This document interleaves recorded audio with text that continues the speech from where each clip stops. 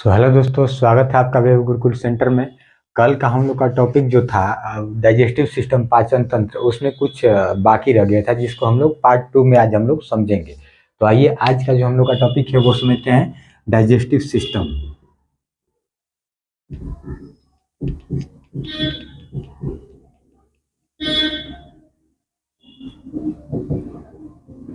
पाचन तंत्र। इसके कुछ भाग जो हम लोग नहीं समझ पाए थे उसको आज के वीडियो में हम लोग समझेंगे। आइए पहले हम लोग जो कल समझे थे इसके बारे में कि यहाँ मुख गुहा से भोजन प्रारंभ होता है पचने का, जहाँ की लार ग्रंथियां कुछ होती है जो भोजन को पचाने का काम करती है। कहाँ? तो मुख गुहा की बात करें, मुख में यानी मुंह में लार ग्रंथियां जो पाई जाती है 3 प्रकार की, वो हमारे भोजन को पचाने का काम करती है। ये कल वाले सेशन में हमने समझ लिया था। उसके बाद ये जो ग्रास नली है, ग्रास नली में भी भोजन का पचने का काम होता है, नहीं होता है इसमें, ठीक है। ये आप लोग को ध्यान रखना है कि ग्रास नली में भोजन पचने का काम नहीं होता है। ये सिर्फ एक रास्ता है भोजन को आगे ले जाने का। तो ग्रास नली से भोजन कहाँ जाएगा? आगे जाएगा। उसके बाद वाला जो भाग है उसे हम लोग कहते हैं आमाशय यानी कि पेट। तो आमाशय के बारे में भी हमने कल समझ लिया था। ये 3 भाग में होता है। एक भाग को हम लोग कार्डियक कहते हैं, दूसरे भाग को फंडिक कहते हैं, तीसरे भाग को पाइलोरिक कहते हैं। ये भी हमने कल समझा दिया था आप लोगों को। पहले भाग को क्या कहते हैं? कार्डियक कहते हैं, दूसरे भाग को फंडिक कहते हैं, तीसरे भाग को पाइलोरिक कहते हैं। कार्डियक में क्या पाया जाता है? तो HCl, जिसे हम लोग हाइड्रोक्लोरिक अम्ल कहते हैं। इस भाग को क्या कहते हैं? तो कार्डियक कहते हैं। इसमें क्या पाया जाता है? HCl, हाइड्रोक्लोरिक अम्ल पाया जाता है। इस भाग को क्या कहते हैं? तो इस भाग को हम लोग फंडिक कहते हैं। फंडिक में क्या पाया जाता है? तो फंडिक में रूजी रहता है, एक कांटेनुमा संरचना होती है रूजी की, जो भोजन को रोक करके अपने पास रखने का काम करता है। उसके बाद लास्ट वाला जो भाग होता है, इसका नाम हमने बताया था आप लोग को, पाइलोरिक। पाइलोरिक का क्या क्या होता है, काम क्या होता है? तो इसमें जठर ग्रंथि पाई जाती है जो कि जठर रस निर्माण करती है। उस जठर रस में 2 प्रकार का एंजाइम पाया जाता है, ठीक है। जठर ग्रंथि जठर रस निर्माण करती है जठर ग्रंथि द्वारा।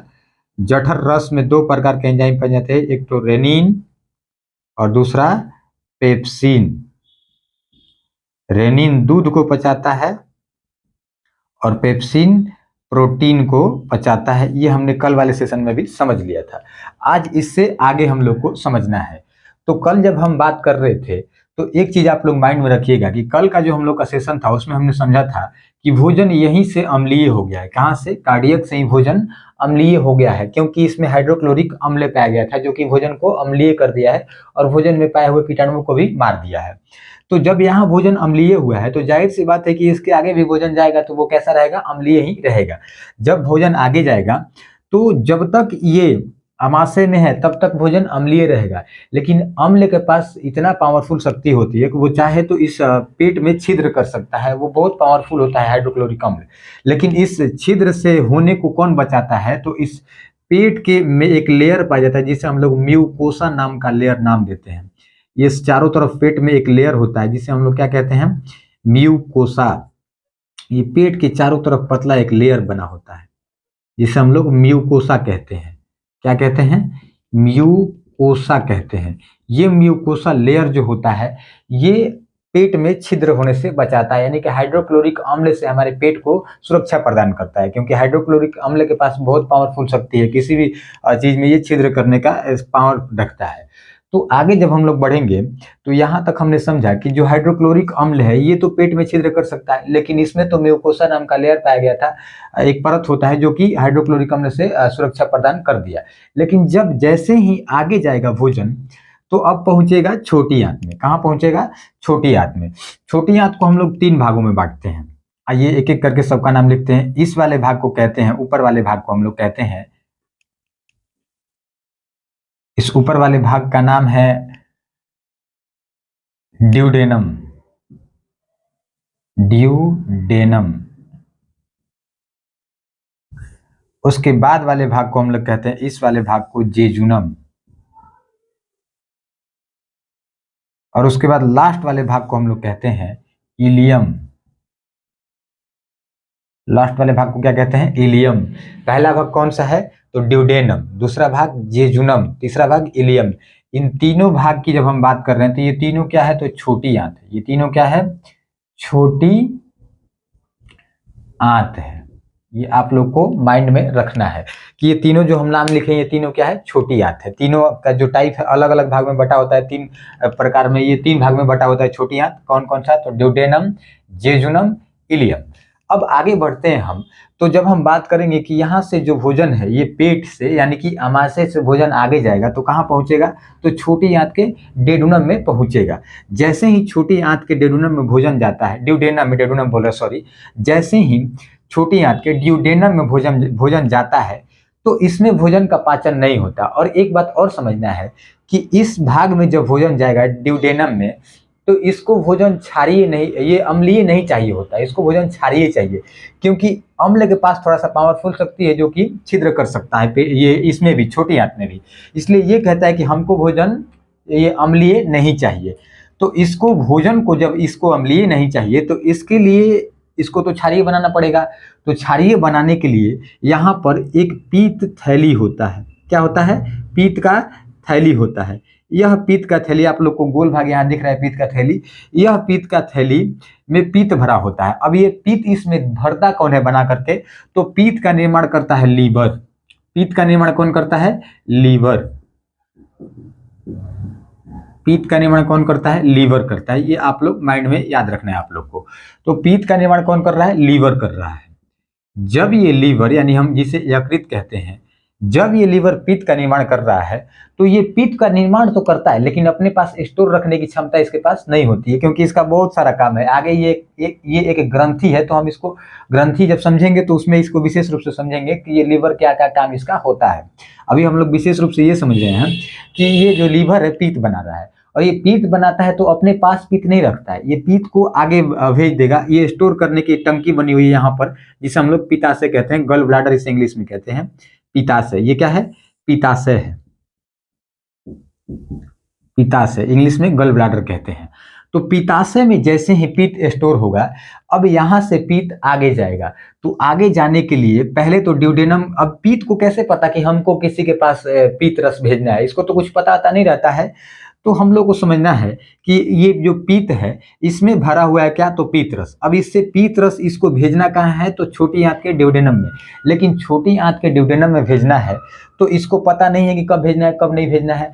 तो इसके लिए छोटी आंत का जो ड्यूडेनम है इसमें 2 प्रकार का हार्मोन होता है, दोनों का अलग अलग नाम होता है। एक होता है सिक्रेटोन, 2 हार्मोन आप लोग याद रखिएगा, कोलेसिस्टोकाइनिन और सिक्रेटोन। कोलेसिस्टोकाइनिन और दूसरा होता है सिक्रेटोन। सिक्रेटोन नहीं जी, सेक्रेटिन हार्मोन, ठीक है। कोलेसिस्टोकाइनिन और सेक्रेटिन हार्मोन 2 प्रकार का हार्मोन कहाँ पर होता है? तो ये छोटी आंत के ड्यूडेनम में पाया जाता है। जैसे ही इसमें पित्त की जरूरत होगी, यानी कि जैसे ही इस पेट से यानी आमाशय से भोजन आगे जाएगा तो वैसे ही इसको पता चलता है छोटी आंत के ड्यूडेनम को कि भोजन आ रहा है।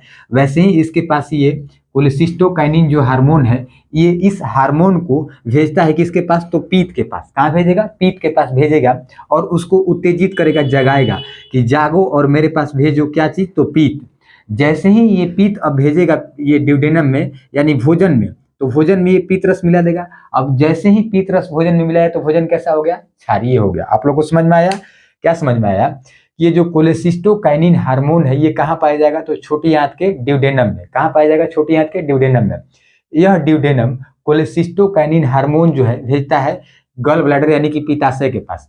जैसे ही इसके पास ये कोलेसिस्टोकाइनिन हार्मोन भेजेगा तो यह उत्तेजित होकर के इसके पास पित्त रस भेजेगा। और जब ये पित्त रस भोजन में मिला देगा तो भोजन कैसा हो गया? क्षारीय हो गया। ये आप लोग को ध्यान में रखना है कि भोजन कैसा हो गया? क्षारीय हो गया।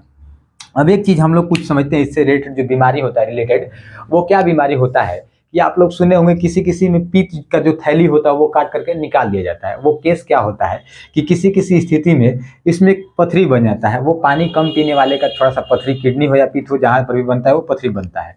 तो ये जो पथरी बनता है इस पित्त में, वो पथरी के कारण ही ये पित्त धीरे धीरे सड़ने लगता है। जब इसमें पथरी हो जाता है तो उसको आप चीड़ करके, पित्त जब भी काटना पड़ेगा तो इसको डायरेक्टली काट करके बाहर निकालना पड़ता है। इसमें कोई ये नहीं कि काट करके फिर इसको पथरी निकाल करके सील दीजिए, ऐसा कुछ सिस्टम नहीं है। जब भी इसमें पथरी होगा तो इसको आपको निकाल करके बाहर इसको छोड़ देना होगा। और एक चीज ध्यान रखिए कि जिसमें पित्त निकल जाएगा तो पहले से इसमें तो स्टोर करने की एक थैली बनी हुई है कि पित्त रस भाई बनेगा तो स्टोर कहाँ होगा, पित्ताशय में। और जब आप थैली काट दीजिएगा तो लीवर को बनाने का काम है पित्त रस, ये बनाएगा पित्त रस और डायरेक्ट कहाँ भेज देगा, ड्यूडेनम में। तो अब भोजन जब पचेगा तो थोड़ा सा डिफिकल्ट हो जाएगा भोजन पचने में, इसलिए डॉक्टर जो जिसमें पित्त के थैली काट कर निकाल दिया जाता है उन लोगों को भोजन का कुछ रिस्ट्रिक्शंस बना देता है कि आपको ये खाना है ये नहीं खाना है, जिसमें ये पित्त काट करके निकाल देता है, उसकी बात कर रहे हैं। तो बड़ा ये दिक्कत हो जाता है जिसमें ये पित्त काट करके निकाल लिया जाता है उसको। आइए हम अपने टॉपिक पर चलते हैं। ये पित्त रस क्या करता है, भोजन को क्षारीय बनाता है। कैसे क्षारीय बना रहा है, तो जब ये ड्यूडेनम कोलेसिस्टोकाइनिन हार्मोन पित्ताशय के पास भेजेगा तब ये अपने पास से पित्त रस भोजन में मिलाएगा। और जब ये भोजन में पित्त रस मिला दिया तो अब भोजन कैसा हो गया, क्षारीय हो गया।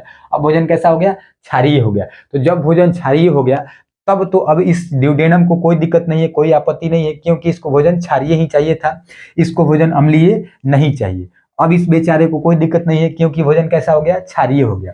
जब भोजन क्षारीय हो गया तब इसमें भोजन आ जाएगा, अब इसमें कोई दिक्कत नहीं है। अब ये भाई ये ना तो ये बड़ा सुस्त आदमी है, किसकी बात कर रहे हैं, तो ड्यूडेनम। ये ना खुद से भोजन, एक तो कह रहा है कि हमको भोजन अम्लीय भी नहीं चाहिए और दूसरा भोजन पचाता भी नहीं है, इसके पास पचाने की भी क्षमता भोजन की नहीं है। अब ये कहता है कि हमको भोजन हम पचा नहीं सकते हैं, तब इसके पास एक और देखिए हार्मोन बचा हुआ है। कौन सा हार्मोन, तो सेक्रेटिन हार्मोन। ये भी आप लोग ध्यान दीजिएगा कि इसके पास एक और हार्मोन बचा हुआ है। कौन सा हार्मोन, सेक्रेटिन हार्मोन। यह सेक्रेटिन हार्मोन अब ये जो ड्यूडेनम है अब भेजेगा किसके पास, तो ये वाला देखिए हम फिगर बना है गोल वाला रेड कलर का, इसे हम लोग कहते हैं अग्न्याशय। क्या कहते हैं, अग्न्याशय। तो अब ये जो अग्न्याशय है यहाँ पर भेजेगा कौन सा हार्मोन, तो सेक्रेटिन हार्मोन। ये वाला अग्न्याशय आप लोग को दिख रहा होगा, इसे हम लोग कहते हैं अग्न्याशय। तो इस अग्न्याशय के पास कौन सा हार्मोन भेजेगा, ये सेक्रेटिन हार्मोन। ये हम लोग ऐसे करके चिन्ह यहाँ पर लगा दिए, देखिए आप लोग को दिख रहा होगा। अब हम बात कर रहे हैं कि ये जो अग्न्याशय है, यहाँ पर नाम हम लोग लिख रहे हैं, ऊपर में थोड़ा सा और इसको कर रहे हैं, अग्न्याशय, अग्न्याशय। अब बात आती है कि अग्न्याशय के पास कौन सा हार्मोन भेजेगा, यह छोटी आंत का ड्यूडेनम, तो सेक्रेटिन हार्मोन। कौन सा हार्मोन, सेक्रेटिन हार्मोन किसके पास भेजेगा, अग्न्याशय के पास। सेक्रेटिन हार्मोन अग्न्याशय के पास भेज देगा। आज जैसे ही इसके पास सेक्रेटिन हार्मोन भेजेगा तो इस अग्न्याशय के पास होता है 3 प्रकार का एंजाइम। कितने प्रकार का एंजाइम, 3 प्रकार का एंजाइम होता है इसके पास। कौन कौन है एंजाइम, तो तीनों हम लोग एक एक करके याद रखेंगे। आइए, इसमें कौन कौन सा एंजाइम होता है, तो एक तो होता है लाइपेज। एक कौन सा होता है, लाइपेज एंजाइम किसके पास होता है, अग्न्याशय के पास। कौन सा एंजाइम, तो लाइपेज एंजाइम अग्न्याशय के पास होता है। उसके बाद इसके पास एक और एंजाइम होता है जिसे हम लोग कहते हैं एमाइलेज, एमाइलेज। और उसके बाद एक और इसके पास एंजाइम होता है जिसे हम लोग कहते हैं ट्रिप्सिन।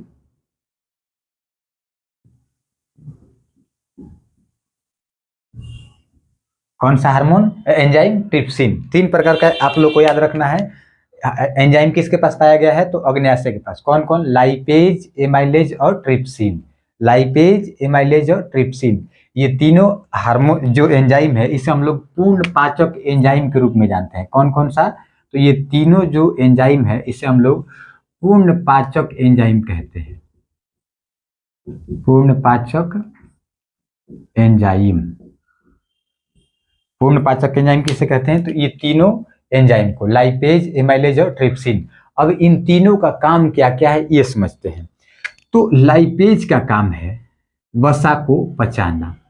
लाइपेज का काम क्या है, वसा को पचाना, ठीक है। और एमाइलेज का काम क्या है, तो स्टार्च यानी कि मंड को पचाने का ये काम करता है। कौन, तो ये एमाइलेज। एमाइलेज क्या करता है, स्टार्च को यानी कि मंड को पचाता है। और ये ट्रिप्सिन जो है ये प्रोटीन को पचाता है। किसको पचाता है, प्रोटीन को। याद कीजिए आप लोग, जब हम लोग पीछे पढ़े थे तो यह पेप्सिन जो है प्रोटीन को पचा करके आप पेप्टोन में बदला था। किस में बदला था, पेप्टोन में। पेप्टोन में बदला था। अब यहाँ पर प्रोटीन को ये पेप्टाइड में बदल देगा। किस में बदल देगा? पेप्टाइड में। पेप्टाइड ये कौन बदल रहा है?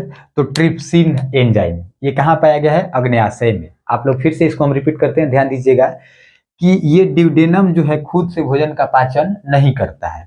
अब ये भोजन पचाने के लिए इसके पास एगो हार्मोन रखा है। ये क्या नाम है हार्मोन का? तो सेक्रेटिन। क्या नाम है? सेक्रेटिन हार्मोन जो है, इस हार्मोन को यह कहाँ भेजेगा? सेक्रेटिन हार्मोन तो अग्न्याशय के पास भेजेगा। कहाँ भेजेगा? अग्न्याशय के पास सेक्रेटिन हार्मोन भेज देगा। लाइपेज किसको पचा दिया? वसा को पचा दिया, एमाइलेज मंड को, और ट्रिप्सिन प्रोटीन को पचा दिया। ठीक है, अब हमने यहाँ पर अभी ये समझा कि ये तो सिक्रेटिन हार्मोन भेज दिया किसके पास? अग्न्याशय के पास। कौन भेजा? ड्यूडेनम भेजा भोजन को पचाने के लिए। ये 3 प्रकार का एंजाइम किसके पास पाया गया? अग्न्याशय के पास। तीनों एंजाइम ये किसके पास भेजेगा? तो अभी ये भोजन में मिलाएगा। कौन कौन सा? Lipase, amylase, trypsin. आप लोग ये तीनों एंजाइम याद रखिएगा क्योंकि इससे बहुत बार क्वेश्चन किया हुआ एग्जाम में। इसे क्या कहते हैं? तो पूर्ण पाचक एंजाइम कहते हैं, जो कि भोजन में मिलकर भोजन को पचाने का काम करता है। देखिए, ट्रिप्सिन किसको पचाएगा? प्रोटीन को पचाएगा। एमाइलेज मंड को पचाएगा। लाइपेज वसा को पचाता है। आइए आगे बढ़ते हैं। तो अग्न्याशय तो इन तीनों एंजाइमों को भेज दिया किसके पास? ड्यूडेनम में। ड्यूडेनम में जब भोजन आया था तो उस भोजन में ये तीनों एंजाइम अग्न्याशय मिला दिया। और जैसे ही भोजन में मिला दिया तो अब भाई भोजन को थोड़ा सा फैलने के लिए जगह चाहिए, तभी तो आसानी से भोजन पचेगा। तो अब भोजन फैलने के लिए जेजुनम में आ जाता है। कहाँ पर आ जाता है? तो यहाँ पर हम लोग जे लिख देते हैं। ये वाला भाग कौन सा है? तो ड्यूडेनम डी लिख देते हैं। ठीक है, चलिए आइए इसको रेड कलर से लिखते हैं ताकि थोड़ा सा ज्यादा अच्छा से दिखेगा। देखिए वो वाला इंक,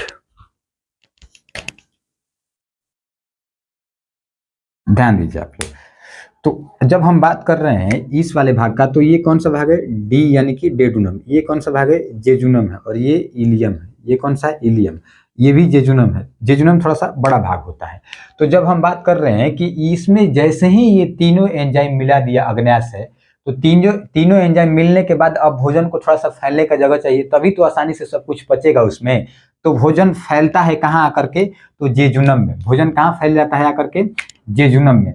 इसमें भोजन क्या होता है? तो सिर्फ 2 हार्मोन इसके पास है। एक हार्मोन कोलेसिस्टोकाइनिन कहाँ भेज देगा? तो कोलेसिस्टोकाइनिन पित्ताशय के पास भेजता है और उससे पीत रस मांगता है। इसका काम यही है, बैठे बैठे खाली कहेगा कि हमको ई दे दो, वो दे दो, खाली मांगते रहता है। तो समझना है कि 2 हार्मोन किसके पास पाया गया है? तो छोटी आंत के ड्यूडेनम के पास। एक हार्मोन भेजेगा कोलेसिस्टोकाइनिन किसके पास? तो पित्ताशय के पास।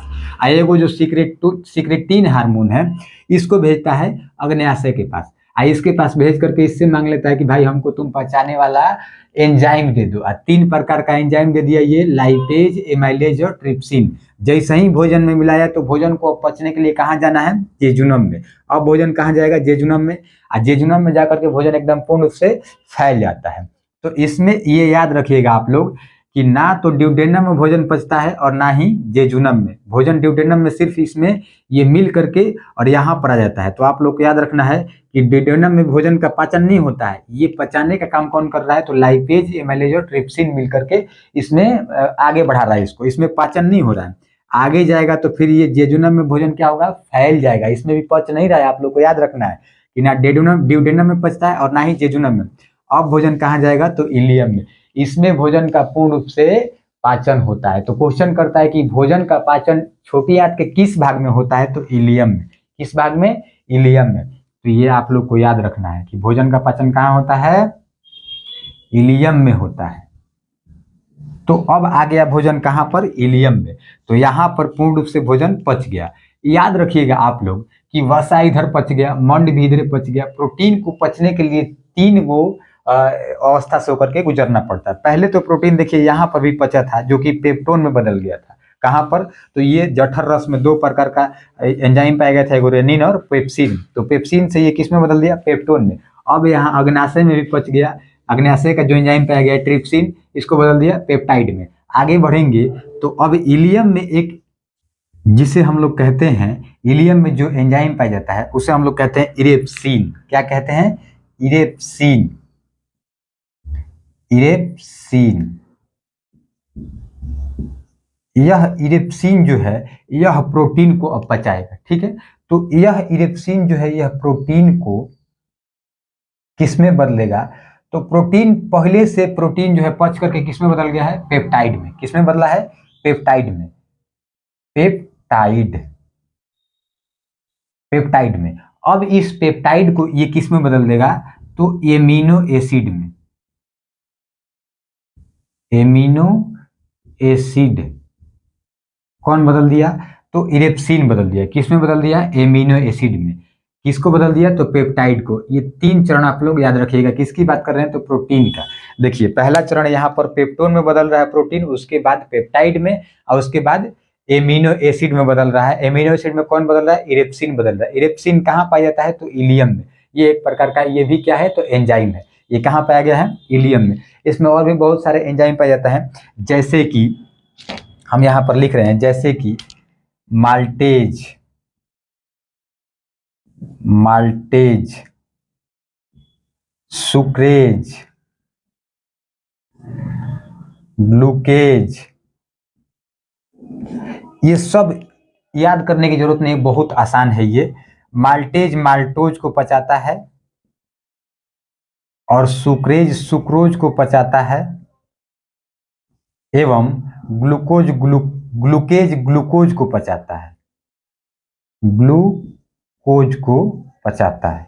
ठीक है, ये सारे एंजाइम और भी 2-3 गो है, ये सब इसी में पाया जाता है, सेम ऐसे ही रहता है। ठीक है, तो ये याद रखने की जरूरत नहीं है। याद आप लोग को इरेप्सिन रखना है, जो कि प्रोटीन को पेप्टाइड को एमिनो एसिड में बदल रहा है। ठीक है, आगे बढ़ेंगे अब इससे। तो अब यहाँ पर तो भोजन का पूर्ण रूप से पाचन हो गया। कहाँ पर, तो छोटी आंत के इलियम भाग में। किस भाग में, छोटी आंत के, तो इलियम में। यहाँ पर पूर्ण रूप से जब भोजन का पाचन हो जाता है, तो उसके बाद अब भोजन कहाँ जाएगा, आगे जाएगा। तो आगे होता है विल्ली या विलाई कहते हैं उसको। क्या कहते हैं, विल्ली या विलाई कहते हैं। आप लोग को दिख रहा होगा ये जो भाग है, कांटेनुमा संरचना, यहाँ पर आप लोग को कांटेनुमा दिख रहा होगा, यहाँ पर कांटा की तरह छोटा छोटा। इस भाग को हम लोग कहते हैं विल्ली या विलाई। इस भाग को क्या कहते हैं, विल्ली या विलाई कहते हैं।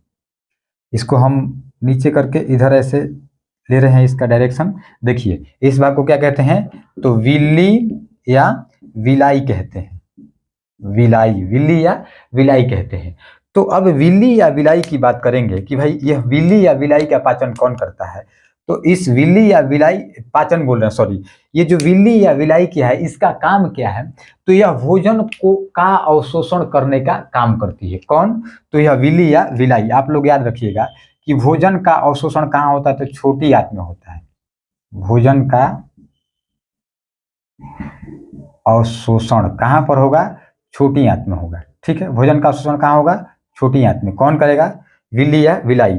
इसमें से पूरा भोजन का अवशोषण करके और जितना खनिज पदार्थ होता है उसको निचोड़ करके और कहाँ भेज देती है, लीवर के पास फिर से भेज देती है, और लीवर फिर रक्त में मिला करके पूरे शरीर में भेजते रहता है, जिसको कि कोशिका को जरूरत होती है। ठीक है, ये आप लोगों को कोशिका चैप्टर में हम समझा चुके हैं कि जब ये अवशोषण करेगा खनिज पदार्थों का, वसा, प्रोटीन, ये सब जो भी फायदेमंद चीज होता है, उन सबको कहाँ भेजेगा, तो लीवर में। लीवर फिर ब्लड में मिला देगा। जैसे ही ब्लड में मिलेगा तो परिसंचरण द्वारा यानी कि सर्कुलेशन द्वारा पूरे शरीर में मिलते रहता है। अब पूरे शरीर में इस सबको की जरूरत किसकी है, तो कोशिका को जरूरत है। अब कोशिका के पास जाएगा तो कोशिका में माइटोकॉन्ड्रिया होता है, जो कि ऊर्जा बनाने का काम करता है। आइए आगे समझते हैं। तो यह तो भोजन का अवशोषण कर लिया, कौन, विल्ली या विलाई। अब भोजन का अवशोषण करके सब भेज दिया। अब इसके बाद भोजन कहाँ जाएगा, तो आगे बढ़ेगा। जैसे ही भोजन आगे बढ़ेगा तो यहाँ पर होता है, इस गोल वाले भाग को हम लोग कहते हैं सिक्कम। क्या कहते हैं, सिक्कम। इस गोल वाले भाग को, ये अब देखिए, अब ये कहाँ जा रहा है, तो बड़ी आंत में जा रहा है। ये कहाँ जा रहा है, बड़ी आंत में। हम यहाँ पर ये वाला भाग मिटा देते हैं। आप लोग को स्क्रीनशॉट लेना है तो ले लीजिए।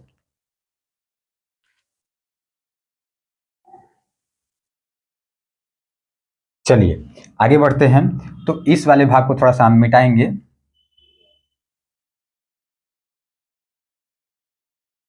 क्योंकि ये पीछे के वीडियो में भी है, तो इसलिए हम इसको मिटा दे रहे हैं। आप लोग को देखना होगा तो पीछे वाला वीडियो में इसको देख सकते हैं।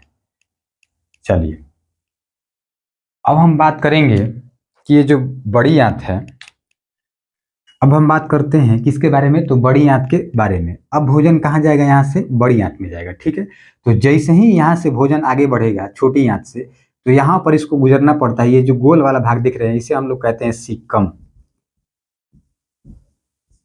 इसे हम लोग क्या कहते हैं, सिक्कम कहते हैं। ये बड़ी आंत का कौन सा भाग है? तो सीकम है।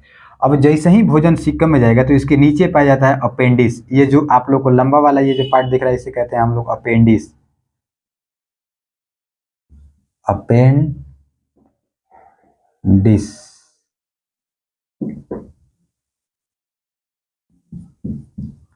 अपेंडिस, ठीक है। ये वाला भाग क्या है? अपेंडिस है। तो अपेंडिस, अब ये क्या हो गया है कि ये कभी कभी किसी किसी में सुने होंगे कि इसको भी काट करके निकाल दिया जाता है। इसको काट करके निकालने का रीजन क्या है? ये कभी कभी इसमें भोजन का कुछ दाना होता है जो इसमें जा करके फंस जाता है। जब ये फंस जाता है तो ये इसको पचा नहीं पाता है, क्योंकि ये पचाने का काम ये सेल्यूलोज को पचाता है। ये जो अपेंडिस है किसको पचाता है? तो सेल्यूलोज को। जब इसमें अन्न का दाना जाता है तो ये उसको पचा नहीं पाता है, इसलिए उसकी वजह से ये क्या होने लगता है? तो धीरे धीरे इसमें ये सड़ने लगता है। जब ये सड़ने लगता है तो इसको डॉक्टर काट करके निकाल देता है, जिससे कोई परेशानी नहीं होता है। ये आजकल का एक अवशेषीय अंग हो गया है, तो इसके बारे में उतना कोई दिक्कत नहीं है। अपेंडिक्स बस ये याद रखना है कि ये सेल्यूलोज का पाचन करता है। आज कल के जो मानव है उसमें इसका ये उपयोग उतना नहीं रह गया है। तो आगे बढ़ते हैं। यहाँ से भोजन कहाँ जाएगा? सिक्कम में। सिक्कम के बाद भोजन कहाँ जाएगा? तो इस वाले भाग को हम लोग कहते हैं असेंडिंग कोलोन। इसे क्या कहते हैं? असेंडिंग कोलोन में, यानी कि जितना अब भाग है ना ये बड़ी आंत का है, ये सबको हम लोग कोलोन कहते हैं। बड़ी आंत के जितने भाग हैं उसको क्या कहते हैं? कोलोन कहते हैं। तो इसे पहले वाले भाग को हम लोग कहते हैं असेंडिंग कोलोन। असेंडिंग कोलोन, ठीक है। ये ऊपर वाला जो भाग देख रहे हैं ये वाला, इसे हम लोग कहते हैं डिसेंडिंग कोलोन, नहीं ट्रांसवर्स कोलोन। इसे क्या कहते हैं? ट्रांसवर्स, ट्रांसवर्स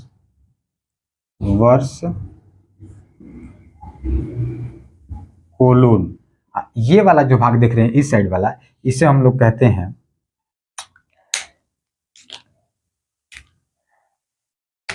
इस वाले पार्ट को हम लोग कहते हैं, इधर आप लोग को दिख रहा होगा, हाँ, इस वाले पार्ट को हम लोग कहते हैं असेंडिंग। ये हो गया ट्रांसफर, ऐसे कहते हैं डिसेंडिंग कोलोन। डिसेंडिंग कोलोन क्या कहते हैं? डिसेंडिंग कोलोन कहते हैं। ये आप लोग को याद रखना होगा। पहला भाग को क्या कहते हैं? असेंडिंग कोलोन इसे कहते हैं। उसके बाद ये वाला भाग जो है उसे ट्रांसवर्स, इस वाले भाग को, इधर वाले को कहते हैं डिसेंडिंग कोलोन। ये वाला जो मुड़ गया है यहाँ पर, इसे हम लोग सिग्मोइड कोलोन कहते हैं। इसे क्या कहते हैं? Sigmoid colon. थोड़ा सा जगह का अभाव हो रहा है जी, इसको हम मिटा देते हैं, ठीक है। आप लोग रिव्यू करके वीडियो को देख लीजिए।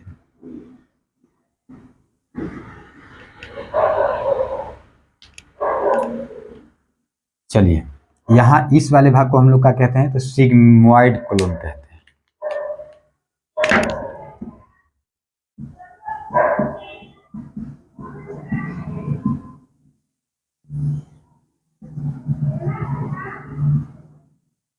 सिग्मोइड कोलोन, ठीक है। ये चार भाग हो गया। पहला कौन सा? असेंडिंग कोलोन, दूसरा ट्रांसवर्स कोलोन, तीसरा डिसेंडिंग कोलोन और चौथा सिग्मोइड कोलोन। ऐसे ही जाकर के लास्ट में ये गुद्दा के रास्ते से बाहर भोजन निकल जाता है। तो इस वाले पार्ट को हम लोग कहते हैं एनस, यानी कि गुद्दा या फिर एनस, इंग्लिश में एनस कहते हैं, एनस, ठीक है। तो इसी रास्ते से फिर भोजन कहाँ निकल जाता है? बाहर निकल जाता है। तो यहाँ पर थोड़ा सा एक चीज हम लोग टॉपिक समझते हैं कि जब ये बड़ी आंत में भोजन जाता है तो बड़ी आंत में भोजन का अवशोषण नहीं होता है, जल का अवशोषण होता है। इसमें से जल का अवशोषण करके ये फिर लीवर के रास्ते से, किडनी के रास्ते से बाहर निकाल देता है ये बड़ी आंत। तो बड़ी आंत में आप लोग को याद रखना है कि बड़ी आंत की जब हम बात करेंगे तो बड़ी आंत में जल का अवशोषण होता है। जल का अवशोषण होता है। बड़ी आंत में किसका अवशोषण होता है? जल का अवशोषण होता है। और छोटी आंत में किसका अवशोषण होता है? तो छोटी आंत में आप लोग को इधर लिखे होंगे हम, भोजन का, ये लिखे हैं क्या जी? यहाँ लिखे हैं भोजन का अवशोषण होता है। देखिए, छोटी आंत में विलाई पाया गया है जो कि भोजन का अवशोषण करता है, यहाँ पर हम लिखे हैं। और बड़ी आंत में किसका अवशोषण होता है? जल का अवशोषण होता है। इसी में आप लोग एक चीज याद रखिएगा कि ये जो लीवर है ये बिलिरुबिन बनाकर भेजता है। क्या बनाकर भेजता है? बिलिरुबिन। बिलिरुबिन के कारण ही हमारा जो मल जो होता है उसका भोजन, यानी कि जो भोजन का वो रंग है वो पीला हो जाता है। तो बिलिरुबिन कौन बनाता है? यकृत बनाता है। यकृत क्या बनाता है? बिलिरुबिन।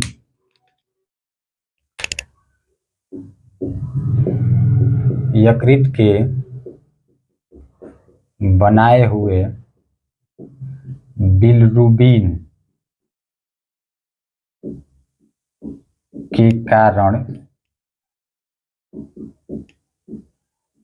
भोजन का रंग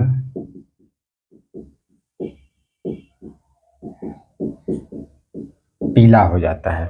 जब कभी कभी इसी बिलिरुबिन की मात्रा अधिक हो जाती है तो हम लोगों को जॉन्डिस या पीलिया नाम की बीमारी हो जाती है। किसकी? तो बिलिरुबिन की मात्रा अधिक हो जाती है। तब यह बिलिरुबिन लीवर बनाकर कहाँ भेजता है? तो बड़ी आंत में। कहाँ भेजता है? बड़ी आंत में। और जब इसमें भेज देगा तो इसी के कारण जो भोजन जो लेटिन होता है वो कैसा हो जाता है? पीला हो जाता है।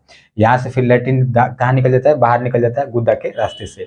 ये था हम लोग का कौन सा चैप्टर? तो पाचन तंत्र, जिसके बारे में हम लोग एकदम अच्छे से समझ लिए हैं। एक बार फिर से रिपीट करते हैं। भोजन कहाँ से चालू होता है? मुख गुहा से। 3 प्रकार की लार ग्रंथि हमारे भोजन को पचाने का काम करती है।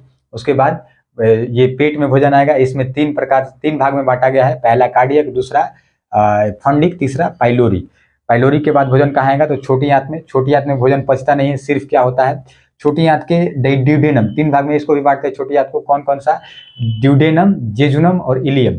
तो ड्यूडेनम जो है ये भोजन को खुद से नहीं पचाता है। इसके पास देखिए 2 प्रकार का, आप लोग को यहाँ लिखे थे, मिटा दिए क्या? यहाँ है देखिए, कोलेसिस्टोकाइनिन और सेक्रेटिन इसके पास हार्मोन पाया जाता है। किसके पास? ड्यूडेनम के पास। यह दोनों हार्मोन से यह अपना काम चलाता है। एक हार्मोन जो कोलेसिस्टोकाइनिन है ये पीत के पास भेजेगा, और पीत किससे कहेगा कि पिताशय के पास भेजेगा और बोलेगा कि तुम मेरे पास पीत रस भेजो। जैसे ही इसके पास पीत रस भेजेगा पिता से, इसका भोजन जो है कैसा हो जाएगा? तो क्षारीय हो जाएगा। तो भोजन क्षारीय होने के बाद भी ये खुद से नहीं पचाता है। तो अब ये सेक्रेटिन हार्मोन भेजेगा किसके पास? अग्न्याशय के पास। अग्न्याशय के पास जैसे ही सेक्रेटिन हार्मोन भेजेगा, 3 प्रकार का इसके पास एंजाइम पाया जाता है, लाइपेज, एमाइलेज और ट्रिप्सिन। ये तीनों जो एंजाइम है इसके कहाँ मिला देगा? भोजन में मिला देगा।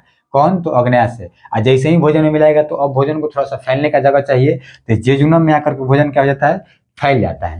यहाँ पर एक चीज और है, आप लोग याद रखिएगा, लाइपेज किसको पचाता है? वसा को। एमाइलेज मंड यानी स्टार्च को, जिसे हम लोग कार्बोहाइड्रेट कहते हैं, वसा कहते हैं। और उसके बाद ट्रिप्सिन किसको पचाता है? प्रोटीन को पचाता है। प्रोटीन को ये किस में बदलता है? पेप्टाइड में। आगे जब भोजन जाएगा तो कहाँ जाएगा? इलियम में। इलियम में भोजन का पाचन पूर्ण रूप से होता है। भोजन का पाचन किस छोटी आंत के किस भाग में होता है? तो इलियम में होता है। ये आप लोग याद रखिएगा। जैसे ही हम इलियम की बात करेंगे तो इसमें भोजन का पाचन पूर्ण रूप से हो जाएगा। इरेप्सिन ये जो पाया जाता है ये भी एक प्रकार का एंजाइम है। और भी एंजाइम आप लोग को यहाँ पर हम लिखे थे जो मिटा दिए हैं, ग्लूकेज, एमाइलेज, फ्रुक्टेज, ये सब आप लोग याद रखिएगा। ये सब किसमें पाया जाता है? तो छोटी आंत के इलियम में। अब जैसे ही इसके पास इरेप्सिन जो है ये क्या करेगा? प्रोटीन को पेप्टाइड में जो पहले से था उस पेप्टाइड को किस में बदलेगा? तो एमिनो एसिड में ये बदल देता है। अब इसमें पूर्ण रूप से भोजन का जब पाचन हो गया तो आगे इसी छोटी आंत के आगे भाग में पाया जाता है, जिसे हम लोग कहते हैं विली या विलाई। यह विली या विलाई भोजन का अवशोषण करता है, यानी भोजन को पूर्ण रूप से एकदम चूस लेता है, और चूस करके उसमें से पूरा रस निकाल करके और उसमें से जो खनिज पदार्थ या जो वसायुक्त जो उपयोगी क्या बोलते हैं जो पदार्थ होता है उसको कहाँ भेज देता है? तो लीवर में भेज देता है। और जैसे ही लीवर में जाएगा तो ये लीवर पूरे ब्लड में मिला देता है, और पूरा ब्लड में जो होता है, पूरा ब्लड हमारे शरीर में परिसंचरण यानी घूमते रहता है, और ये पूरा ब्लड हमारे शरीर में कोशिका को ले जाकर दे देता है, और कोशिका उससे ऊर्जा बना देती है। तो यहाँ पर आप लोग को याद रखना है कि ये जो विलाई है ये भोजन का अवशोषण कर लिया। उसके बाद भोजन कहाँ जाएगा? तो यहाँ बड़ी आंत में। बड़ी आंत में भोजन का अवशोषण नहीं होता है, बड़ी आंत में जल का अवशोषण होता है। ये आप लोग को याद रखना है। और जो भोजन है इसके रंग पीला क्यों हो जाते हैं? क्योंकि लीवर में जो बिलिरुबिन बन रहा है, यही बिलिरुबिन लीवर कहाँ भेज दे रहा है? तो बड़ी आंत में। अब बड़ी आंत में जैसे ही भोजन में मिला देगा बिलिरुबिन तो भोजन का रंग कैसा हो जाता है? पीला हो जाता है। तो ये आप लोग को याद रखना है। फिर ये सिग्मोइड के रास्ते, गुदा के रास्ते भोजन जो है हमारे शरीर से बाहर निकल जाता है। ये हमारे भोजन के पचने का क्रम था जो आप लोगों को हम आज समझा दिए। चलिए आज का जो सेशन हम लोग का समाप्त हो चुका है। आज हम लोग से एक बात करना चाहेंगे आप लोगों से कि थोड़ा सा व्यू कम जा रहा है, तो जो भी लोग के पास ये वीडियो जा रहा है आप लोग पूर्ण रूप से देखें और एक फुल देखें, ताकि आप लोग को समझ में आए कि ये क्या है, कैसा है ये जो चैप्टर है। और धन्यवाद। अगले क्लास में हम लोग मिलेंगे। जय हिंद, जय भारत।